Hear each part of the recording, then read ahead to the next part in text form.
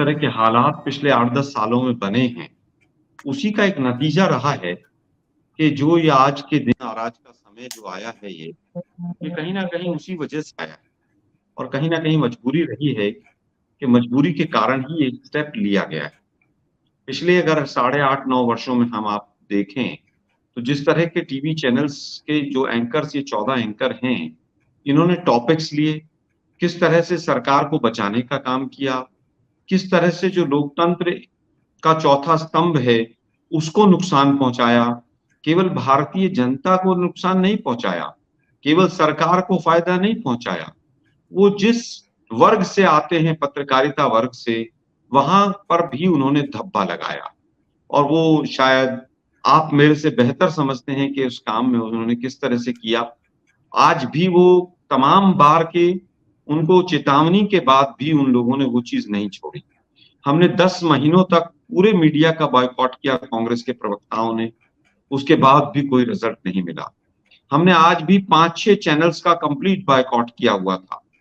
मैं नाम नहीं लेना चाहूँगा उनके आपके चैनल पर, लेकिन उसके बावजूद भी वो सुधरने को तैयार नहीं। तो मजबूरीवश एक फैसला लिया गया कि भई अगर आप बिल्कुल ही नहीं मानेंगे, आप देखिए आपने सुप्रीम कोर्ट की बात की, मिनिस्ट्री ने भी कई बार मिनिस्ट्री की तरफ भी कंप्लेंट्स गई और गाइडलाइंस की बात आई। यहाँ तक कि कुछ आर्टिकल्स में देखा गया कि भई जो लाइसेंस दिया जाता है, उस लाइसेंस में कौन-कौन सी चीज़ें हैं, कौन-कौन सी शर्तें हैं किसी न्यूज़ चैनल के लिए, उनका सबका तमाम का उल्लंघन था कि आप विदेश नीति को नुकसान नहीं पहुँचाएँगे और चैनल्स के एंकर जो हैं कंप्लीटली जिस तरह से पूरी तरह से लगे हुए थे कि भारत पाकिस्तान कर दो और पाकिस्तान को यहीं स्टूडियो में रौंद दो। इससे कहीं न कहीं जो वो विदेश नीति को प्रभावित करने वाला क्लॉज़ है, वो पूरी तरह से वहाँ पर लागू होता है। आप पूरे समाज के अंदर विद्वेष फैलाएँ, आप नफ़रत फैलाएँ, आपका वो क्लॉज़ भी पूरी तरह से वहाँ पर इनवैलिड है। लेकिन उसके बावजूद मिनिस्ट्री कोई काम या कार्रवाई या चिट्ठी या चेतावनी नहीं दे रही थी। उसका कारण सीधा-सीधा था कि तमाम जो एंकर्स जो ये लिस्ट है, ये तमाम एंकर्स सरकार का कहीं न कहीं पूरी तरह से एक स्लीपर सेल की तरह काम कर रहे थे। उनको जी। राजनीतिक फ़ायदा दिलवा रहे थे और यही कारण था कि कोई एक्शन नहीं लिया गया। बट आलोक जी, दुर्भाग्य इस बात का है ये किसी भी एडिटर का, किसी भी चैनल का, किसी भी एंकर का ये अपना प्रोरोगेटिव है कि वो कौन सी लाइन लेगा। ये पैनलिस्ट तय नहीं कर सकते, कोई राजनीतिक पार्टी तय नहीं कर सकती, कोई सरकार के साथ जाएंगे, सरकार के खिलाफ जाएंगे। जैसे मैं अगर कोई मुझसे कहे कि आप क्यों सरकार की आलोचना करते हो, तो मुझे उसका जवाब दूंगा कि भाई ये आपका अधिकार नहीं, ये मेरा अधिकार है, मेरी एडिटोरियल पॉलिसी।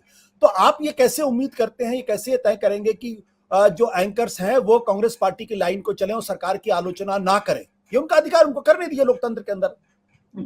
देखिए, मुझे नहीं लगता कि हमने किसी भी उनकी एडिटोरियल लाइन अगर ठीक ली जाती है, हम तो कहते हैं पत्रकारिता का जो आपका धर्म है, पत्रकारिता का पहला धर्म है कि आप सत्ता से सवाल करेंगे और तमाम 4 वरिष्ठ पत्रकार इस पैनल में हैं। आप मुझसे इस बात को बेहतर समझते हैं। आज भी 9 साल, साढ़े 9 साल के बाद भी सवाल विपक्ष से होंगे, तो हमारा भी फिर वो लोकतांत्रिक अधिकार है कि हम किसके साथ डिबेट में जाएँ और किसके साथ डिबेट में ना जाएँ। अगर डिबेट के तमाम टॉपिक्स पीएमओ डिसाइड करने लगेगा और पीएमओ लाइन एंड लेंथ बताएगा, तो देश के लिए और भारतीय लोकतंत्र के लिए और भारतीय पत्रकारिता के लिए कहीं न कहीं प्रश्न चिन्ह वाली बात है। तो आज तो हम कहीं न कहीं पत्रकारिता और पत्रकारिता जगत की मदद के लिए सामने आए। बट आलोक जी, क्या नेम शेम करना जरूरी है कि 14 लोगों की लिस्ट निकाल के पब्लिक करे? ये या नेम शेम करना जरूरी है? आपको बाइकआउट करना था, आप आपस में तय कर लेते कि ठीक है, हम इनके कार्यक्रमों में नहीं जाएंगे। आपने बाकायदा पब्लिकली लिस्ट निकाल के एक तरीके से उनको नेम शेम किया है।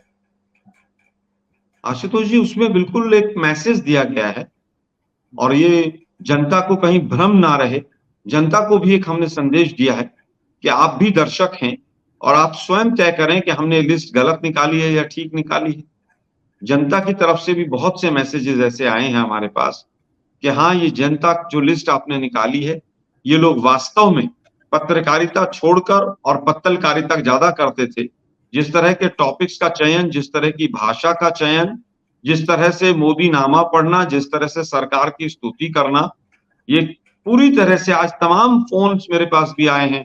मुझे लगता है कि एक मैसेज है और केवल पत्रकार जो लिस्ट है उसको नहीं, वो जो उनके आका हैं उनको भी एक मैसेज है कि अगला कदम आपकी तरफ भी हो सकता है।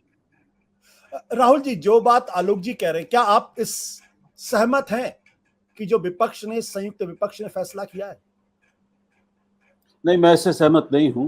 मुझे लगता है कि एक गलत परंपरा की शुरुआत होगी, तो हो गई है, अब तो कर दिया गया है। विपक्ष की जो शिकायतें हैं वो हम सब पूरी तरह समझते हैं और मैं समझता हूँ हम सब सहमत होंगे उनसे। आलोक जी जो कह रहे हैं वो सब हो रहा था और मैं स्वयं, आप जानते हैं कि लिखकर एक सज्जन को, इनमें से जिनका नाम है 14 में, उनको मैं पत्रकारिता का, उनको और उनके साथियों को पत्रकारिता का कलंक लिख चुका हूँ, कह चुका हूँ।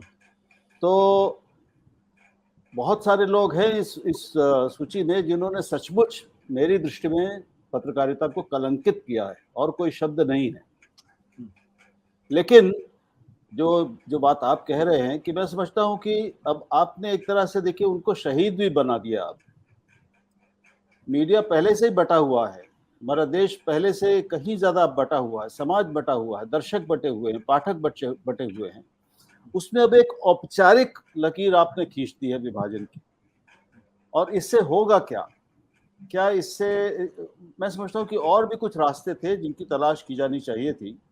जैसे अगर सभी ये दल, उनके प्रमुख नेता एक 5 लोग तय कर लें, 5 या 10 लोग इकट्ठा होकर, जितने प्रमुख चैनल हैं उनके मालिकों से आप मिलकर अपनी बात रखते, प्रतिवाद करते, उनको उदाहरण देकर बताते कि देखिए ये आपके चैनल पे इस एंकर ने ये अन्याय किया है, ये भेदभाव किया है, पक्षपात किया है, तो उसका असर होता। संवाद का रास्ता हमेशा अच्छा होता है। अब आपने एक सूची जारी कर दी, तो अब कई सूचियां चलेंगी, हम जानते हैं। राहुल जी, आपने कहा कि कलंकित किया है, आपने बहुत ही कठोर शब्दों का इस्तेमाल किया। किस संदर्भ में आपने ये बात कही, तो क्यों आपको लगता है कि कुछ लोगों ने पत्रकारिता को कलंकित किया है? क्या किया उन्होंने? जिन्होंने, जो दिन रात हिंदू मुसलमान करते हैं, जो दिन रात इस देश को, दर्शकों को एक विषैला, जहरीला आख्यान बनाकर उसके भीतर सवालों को ढालकर रखते हैं, जिनको, मतलब जिन्होंने पक्षपात की और धार्मिक घृणा की अति कर दी है एक पत्रकार के लिए, ये इससे बड़ा क्या कलंक हो सकता है? हमारे यहाँ सुदर्शन चैनल जैसे चैनल हैं जो इतने साल से चल रहे हैं, उस पर कोई रोक नहीं लगती है। खुलेआम जो मुसलमानों और इस्लाम के खिलाफ घृणा का फैला रहा, दिन रात जिसका यही काम है। तो कलंकित तो किया ही है, लेकिन मुझे लगता यह है कि इतनी ढिठाई भी आ गई है, क्योंकि जब सत्ता का वरद हस्त आपके ऊपर होता है, वो आपके पीछे होती है, तो आपको फिर जमाने की और आलोचना की परवाह नहीं होती।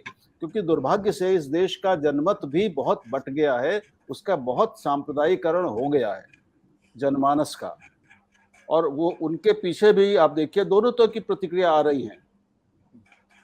कुछ लोग हैं जो सत्य हिंदी का ऐप डाउनलोड करें गूगल प्ले स्टोर पर।